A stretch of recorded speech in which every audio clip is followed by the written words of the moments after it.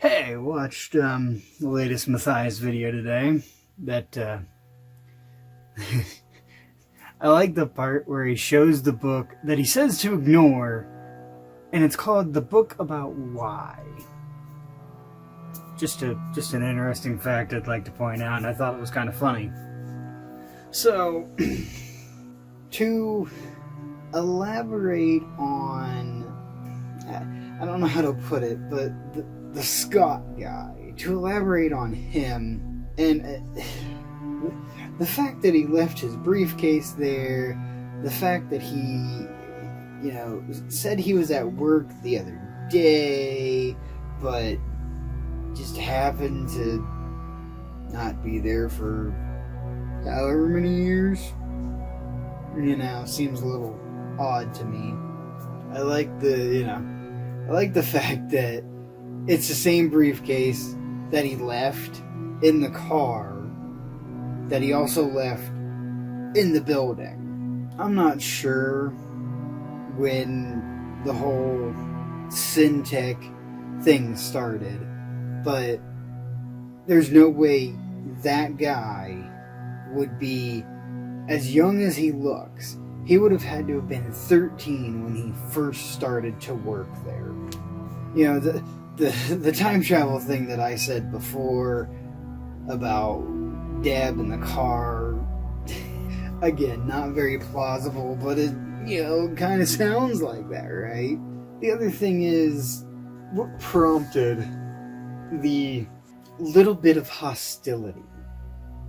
He kind of lunged himself forward when he was like, saying, oh, they shouldn't be back there, or, he was a little hostile. My cousin thinks that it was wrong for Matt to send them, to send him away, and I don't think so. I think it was probably the right thing to do. It was more of a security risk than anything. Like, what if he was actually, sent there by Nelson to reactivate Matt or Bailey? Like, what if he was actually sent there to do that, and he was, he's playing it was a charade. Like, I think it's a good thing that they kicked him out, or at least a good thing that Matt kicked him out. I know, there's probably some people that are going to say in the comments, oh, well, what if they needed him? What if it wasn't a facade or anything like that? What if he truly was confused? Cool. Great. But I kind of think the whole facade thing sounds more plausible than him being not, like Matt, for 7 months. Him being not himself for, I don't know, how many years it's been, I find it, remotely funny that there's a DVD in the thing, and it's of the security camera in whatever lab that was, that just happened to, somewhat catch their conversation. You couldn't really hear it. Now, if you read the subtitles, kind of points it back to Deb being not a nice person. And I'm not entirely sure that that's true or untrue. We can't prove the fact that she, whether she is good or bad anymore, because, well, she's no longer with us.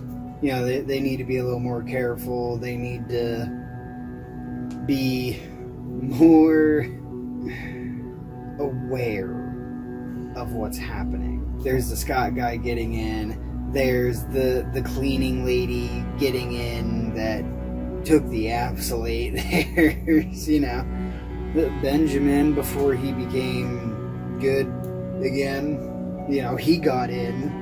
They need to have better security, that's for sure. And to take it back to that video, it seems more of a thing that Deb sounds like the bad person, or she's not doing things the way they're supposed to be done. Again, we can't prove that she was ever really bad or anything like that, you know? We can't prove that. I'd also like to state, you know, who is the guy in the video talking to the Scott person? Because it wasn't Nelson and it wasn't Wes, so the only other guy it could have been would have either been Benjamin or the Gary guy, but Gary didn't work for Syntech. At least I don't think so. And I mean, the fact that Deb's phone number was the same as it was on the PDA, that seems, you know, more plausible that maybe this guy really is who he says he is. Maybe he's the kid of somebody, kind of like Matt actually said. You know, I don't know, and I don't think anybody really knows anything that's going on right now. And, you know, again, I'd just like to say, you know, be cautious, be aware of your surroundings. Because who knows?